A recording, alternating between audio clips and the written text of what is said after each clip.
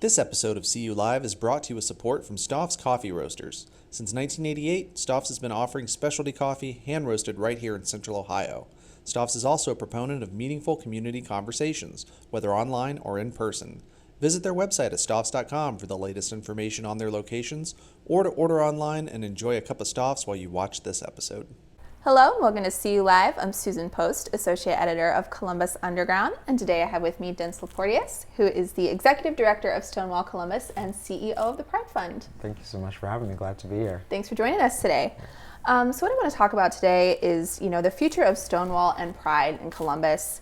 Stonewall has really seen members of the LGBTQ plus community hold the organization accountable for a lack of inclusiveness in the past, really kind of stemming from the events and arrests that took place at Pride in 2017. You were named interim executive director this past June and permanently took over the role as of January 1st. So while you're kind of newer to this leadership role, what are some of those concrete steps that you have seen Stonewall has taken to become more inclusive in the LGBTQ plus community, especially towards BIPOC and trans members? So a great question, and I think the part in that question I like the most is the statement about accountability. Mm-hmm. I think so often organizations and individuals are afraid of accountability. Right. And I think for us to be better people and better organizations, we have to lean into accountability to push us to the edges and beyond those edges, mm-hmm. So that we can always be better and do better. And I'm so thankful for the accountability of the community put on Stonewall in 2017, because I think many people in the community would say that the organization had sort of lost its way. Mm-hmm. Still central to its mission, but it wasn't as inclusive as it could have been. Mm-hmm. No fault to the leadership, but again, because there was no accountability. People just sort of said, do what you want. And I think when that accountability came through loud and clear, it was exciting to see how the community said it's time for change, and how we do that. And I think if the community hasn't seen it, hopefully they felt it. When you have a change in leadership at an organization, when a leader had been there for 12 plus 13 years, mm-hmm. that's immeasurable to say, wow, look at what you sort of ushered in that moment mm-hmm. of change. So there's a leadership change, and I think the other initiatives that Stonewall organization has done is that we've also started speaking out about what we're doing. Mm-hmm. We're talking to the city about their action and accountability in the 2017 moment. What is it, and why is it believable and acceptable for force like that of our police force to be used? How do we work with our community to make sure that we are being policed better? Right. So I think that's something that we've stepped out to do. I think in relation to the BIPOC community, I think what we are saying is that we are opening the space, and it is your space. Yeah. And we will work to ensure that our resources and our services are in support of those who are in most need in the community. Mm-hmm. And right now we understand that to be, trans and BIPOC members of our community. The intersectional identities in which they exist and the spaces they exist, we understand that as an organization, it is our responsibility to serve those who are most in need within mm-hmm. our community, which is the LGBTQ community. And so as we balance, our membership and our fundraising, to me, which is critical to do the work that we need to do. Right. We have made the statement to our corporate partners and to our members that we will continue to raise funds for the organization in support of those in our community who are most in need. So mm-hmm. I think the organization has made some tremendous strides in change. Mm-hmm. And I think, and I hope the community continues to hold us accountable mm-hmm. in those strides of change, because I think it's the right thing to do. Right. Well, that kind of plays into my next question. I mean, change does take time. There obviously have been some really immediate action mm-hmm. and steps. But how does Stonewall plan to continue creating a more inclusive LGBTQ plus community in Central Ohio? Yeah. Well, it's we aren't responsible for the community. I think the way that I look at it is that we are a fulcrum for change, or a fulcrum for connection to resources, and a fulcrum for, mm-hmm. So, I love to think about being that pivot point for things. Yeah. How does someone who needs a resource or support find that resource or support? How do they find the community that they're looking for if they can't find it out there? If our community feels like services are missing, can we, Stonewall, step in to support those missing services until another organization or something evolves to sustain that? So I think what we are thinking about and how we're thinking about the organization is really just that, living into our mission, which is to uplift the entire LGBT community so we are all thriving. And we want to make sure that, again, if there are holes within those service spaces, that we are stepping into those holes. One of the holes that I think that we understand, and we see this across a lot of communities that are underserved or marginalized, is economic resource. Right. So I think within our community, we are seeing that economic impact directly correlates to those who are most in need within our community.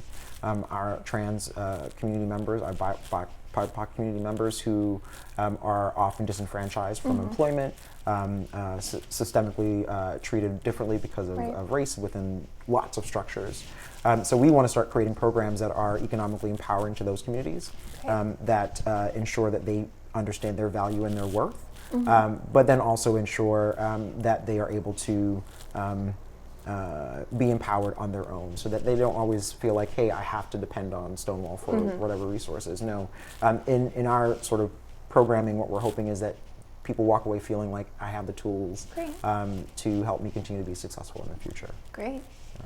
Now I want to talk a little bit about Pride. So it was just recently announced that for the 40th annual Pride event this year, which is a really exciting milestone in and of itself, you're going to be going virtual. So tell us a little bit about what's in store for this year. I mean, I'm excited about this opportunity that the pandemic has given us, quite frankly, and maybe I'm one of the few people who see this as an exciting moment and opportunity. We are 40 years old, and Pride is 40 years here in Central Ohio in the works, in the making. And what we have seen across our communities, and not only here in Central Ohio, but across the world, is that we have sort of lost our way in a little bit from what the idea behind Pride is about, right? It is this idea of who we are, the fight that we had to fight to get to this moment, a reflection of Stonewall Uprising and the Stonewall riots that brought us to this place to say we have been fighting all this time to be seen as equal in the eyes of so many.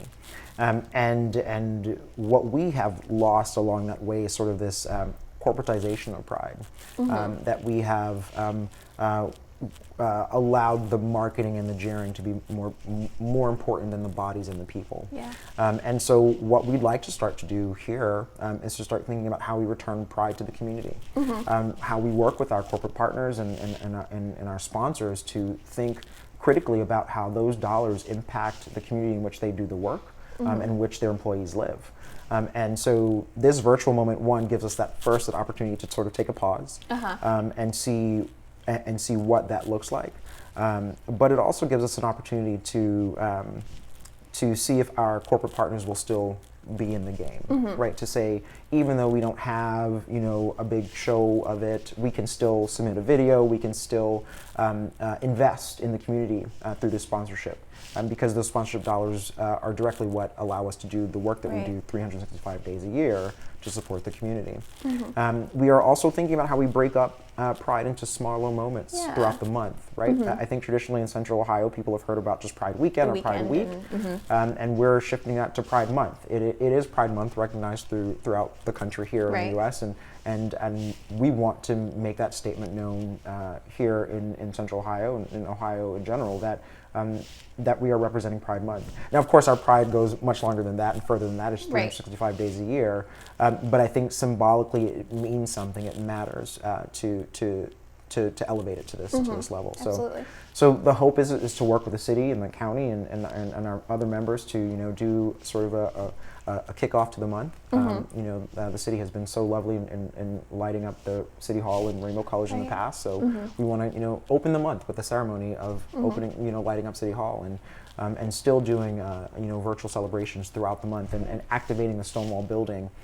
Right, it's Pride all the time in the building. So of course, safely we'll invite you to come in and celebrate and be joyful. And we'll think about how we safely activate the community as well. We definitely want people to celebrate Pride at home. And the evolution of this becomes, what does it look like in the next year when we are able to gather again? It allows us to, one, already have started thinking about how we break Pride out across the community. It allows us to have already sort of ensure that our corporate partners are still engaged with us because they're thinking differently about how their investment in the community is working. I'm really excited about this year and the opportunity that we have for us to return it to the community and sort of deconstruct it from being just about corporate partners only. Well, Densil, thank you so much for sharing more with us today about the future of Stonewall and Pride. Really appreciate it. Thank you so much. Thank you for having me.